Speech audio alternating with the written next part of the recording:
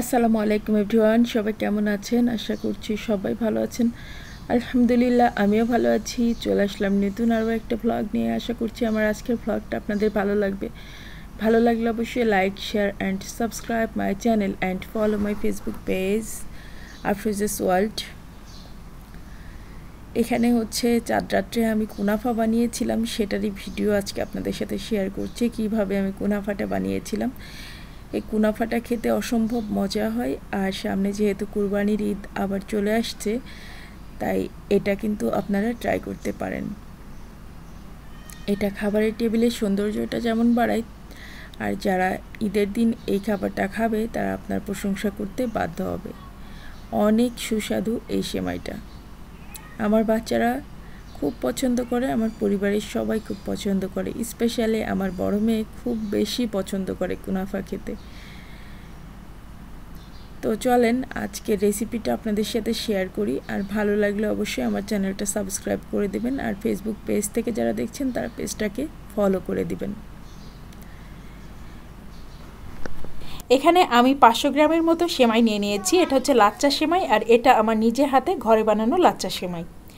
এই সেমাইটাকে আমি একটু গুঁড়ো গুঁড়ো করে নিয়েছি, আর তার মধ্যে দিয়ে দিলাম ফোস্টার ক্লার্কসের জেল কালারটা, অরেঞ্জ জেল কালার, আর দিয়ে দিচ্ছি বাটার।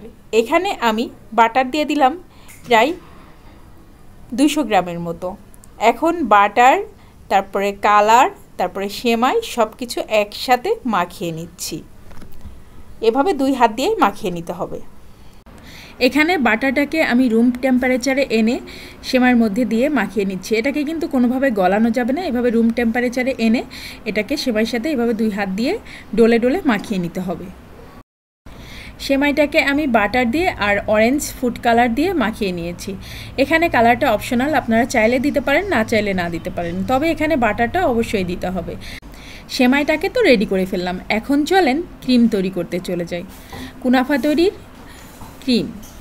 এখন এই ক্রিমটা তৈরি করার জন্য আমি এখানে 1 কেজি পরিমাণ গরুর দুধ নিয়েছি, আর গরুর দুধটাকে জাল করে একটু শুকিয়ে নিয়েছি, মানে 4 ভাগের 3 ভাগ করে নিয়েছি। এখন এর মধ্যে দিয়ে দিচ্ছি চিনি। চিনিটা আপনারা আপনাদের স্বাদ অনুসারে দিবেন। আমি এখানে প্রায় 1 কাপের মতো চিনি দিয়েছি, হালকা একটু লবণ দিয়ে দিলাম। মেজারমেন্ট কাপের 1 কাপ পরিমাণ চিনি দিয়েছে, আর হালকা একটু লবণ দিলাম। লবণটা আসলে অপশনাল, আপনারা যদি মনে করেন যে লবণ দিলে ভালো লাগে আপনাদের কাছে খেতে, তাহলে দিবেন, আর না হলে দিবেন না। আমার কাছে মিষ্টি জাতীয় খাবারে লবণ দিলে খুব ভালো লাগে, তাই দিয়েছি। আর 2 টেবিল চামচ কর্নফ্লাওয়ার পানিতে গুলে নিয়েছি, আর সেটাকে এখন এই ফুটন্ত দুধের মধ্যে দিয়ে দিব। কর্নফ্লাওয়ার গোলানো পানিটা যখন দিব তখন অবশ্যই এটাকে অনবরত নাড়তে থাকবো, না হলে কর্নফ্লাওয়ারটা জায়গায় জায়গায় জমে যাবে আর ক্রিমটা ভালো মতো তৈরি হবে না। তো এইভাবে অনবরত নেড়ে ছেড়ে এই ক্রিমটা তৈরি করে নিতে হবে। 1 থেকে 1.5 মিনিটের মধ্যে দেখবেন একটা থকথকে ক্রিমে পরিণত হয়ে গিয়েছে। তো এটা খেতে কিন্তু ভীষণ মজা হয়। এখন দেখেন একটু ঘন হয়ে গিয়েছে, এ পর্যায়ে আমি কিছুটা ছানা দিয়ে দিব। এখানে আপনারা চাইলে চিজ দিতে পারেন, ক্রিম চিজ দিতে পারেন, যে কোনোটাই দিতে পারেন, তবে আমি এখানে ছানাটাই ইউজ করছি। আর ক্রিম চিজ কীভাবে তৈরি করতে হয় সেটাও বলে দিচ্ছি। আমি এখানে ডিরেক্ট ছানা দিয়েছি, আপনারা ছানার পরিবর্তে ছানাটাকে একটু ব্লেন্ড করে নেবেন, অল্প দুধ দিয়ে ব্লেন্ড করে নিলেই কিন্তু ক্রিম চিজ তৈরি হয়ে যাবে। যেহেতু ছানাটা খুবই সফট ছিল, তার কারণে আমি এখানে আর ক্রিম চিজ দেইনি, মানে ছানাটাকে আর ক্রিম চিজ করিনি, এভাবেই দিয়ে দিলাম। আমার কাছে ছানাটা এমনি দিলেই বেশি টেস্টি লাগে। আপনারা যদি মনে করেন ক্রিম চিজ তৈরি করে দিবেন তাহলে দিতে পারেন। এই ছানাটাকেই একটুখানি দুধ দিয়ে ব্লেন্ড করলেই হয়ে যাবে ক্রিম চিজ। তো আমার ক্রিমটা তৈরি করা হয়ে গেছে, এখন এটাকে সম্পূর্ণরূপে ঠান্ডা করে নিব আমি। ক্রিমের কনসিস্টেন্সিটা একটু ভালো করে দেখে নেন, ঠিক এরকম কনসিস্টেন্সির একটা ক্রিম তৈরি করতে হবে। দেখে নিশ্চয়ই বুঝতে পারছেন, আমি বারবার কিন্তু আপনাদের দেখানোর চেষ্টা করছি। এরকম কনসিস্টেন্সিরই একটা ক্রিম তৈরি করতে হবে, খুব বেশি ঘন না, আবার খুব বেশি পাতলা না। এখন এটাকে আমি সম্পূর্ণরূপে ঠান্ডা করে নিব। তো তার আগে আমি 2 টেবিল চামচের পরিমাণ গাওয়া ঘি দিয়ে দিলাম। আর এই 2 টেবিল চামচ পরিমাণ গাওয়া ঘি দেওয়ার কারণে এটার টেস্ট আরও বেশি বেড়ে যায়, ক্রিমটা খেতে অসাধারণ হয়। আর ক্রিমটা খেতে যদি ভালো না হয় তাহলে কিন্তু কুনাফা খেতেও ভালো লাগবে না। এখন এখানে আমি 2টা মোল্ড নিয়ে নিয়েছি, একটা হচ্ছে কাচের বাটি আর একটা হচ্ছে এমনি মোল্ড, কেকের মোল্ড।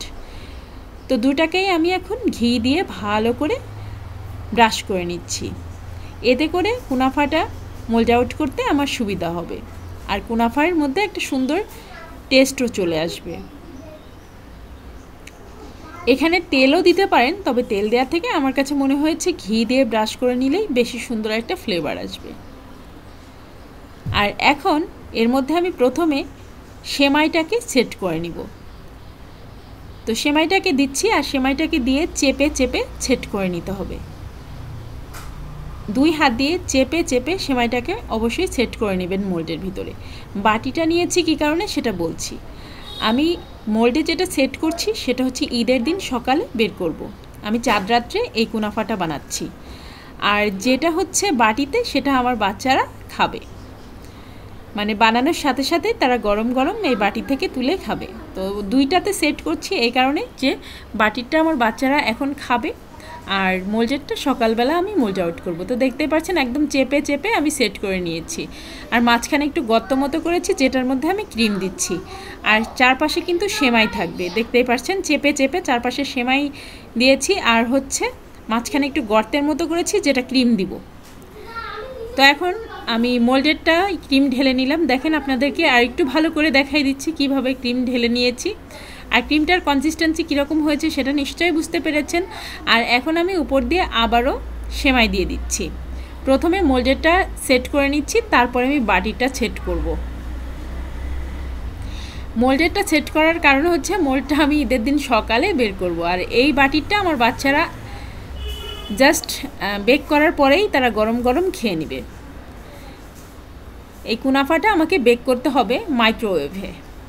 আপনারা চাইলে এটা চুলাতেও বেক করতে পারেন, যেভাবে কেক বেক করা হয় ঠিক সেভাবেই।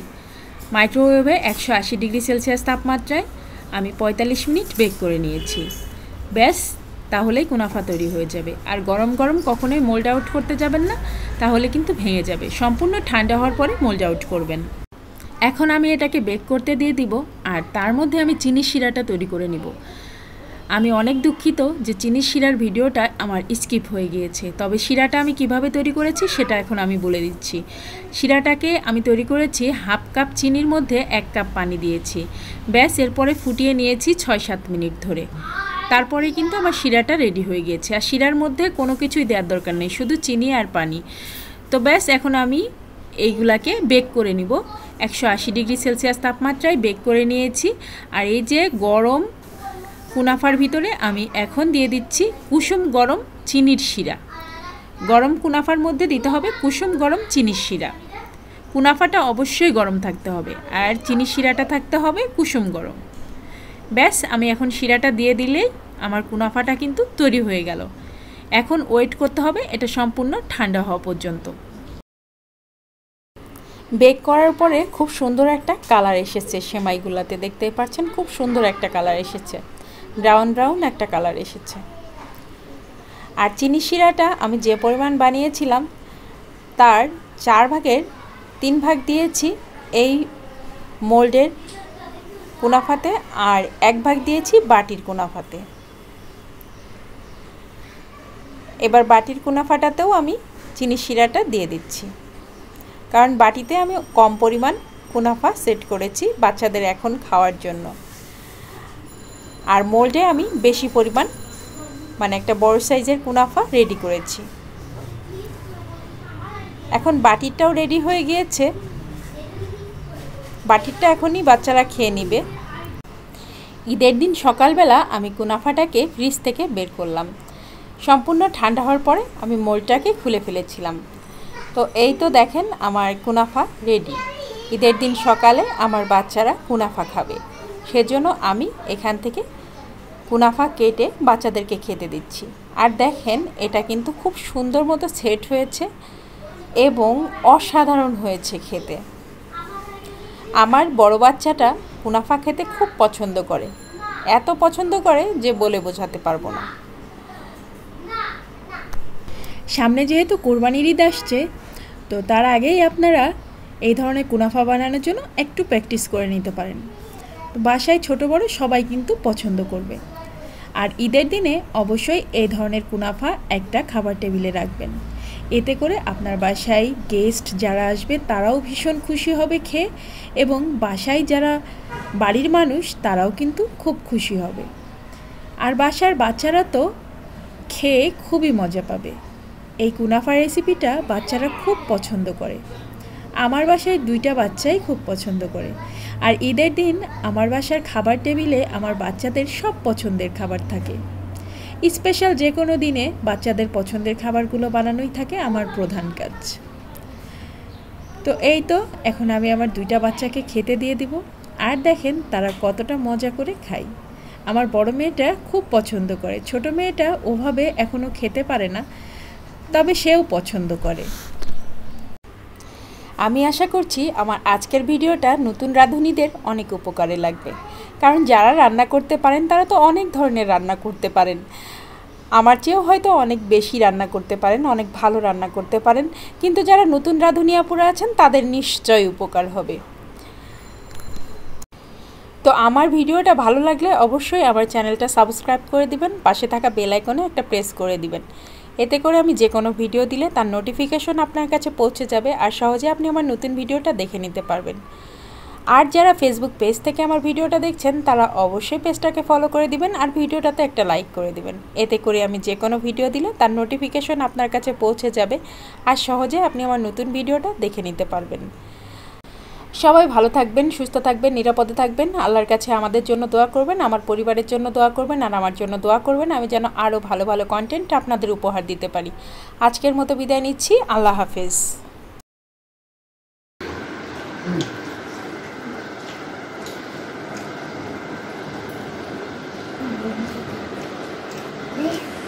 কুনাফা কেমন হয়েছে রান্নার? খুবই ভালো হয়েছে।